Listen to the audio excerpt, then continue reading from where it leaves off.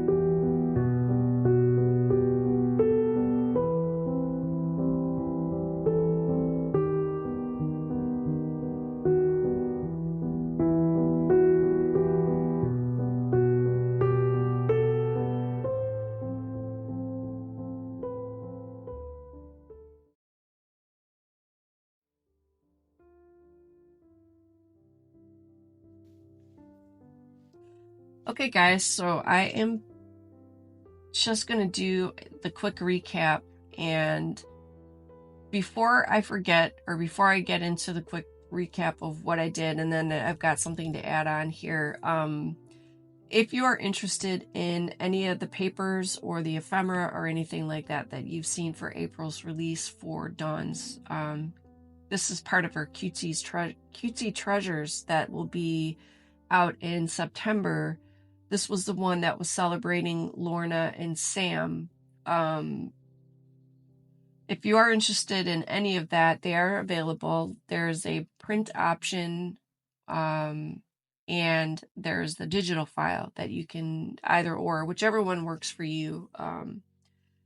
And also, it will not be that color. That was supposed to be the dark brown.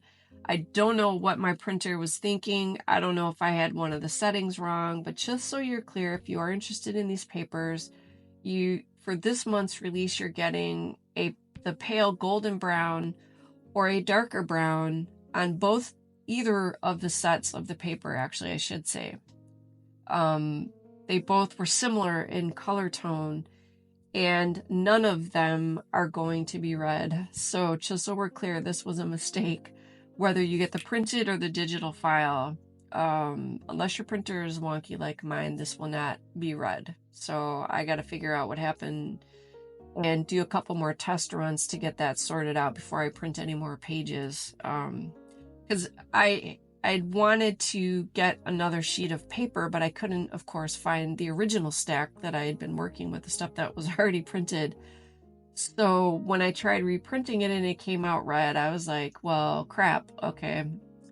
I used it anyway, as you see, but I used the other half of this one to kind of tone it down, and then this way it's just that thin strip. But if you do get these, they're not going to be red, just so we're clear. So anyway, and I'll have all the links, of course, are down in the description box below, so you can pop over to her website anytime. And then when I was cleaning up,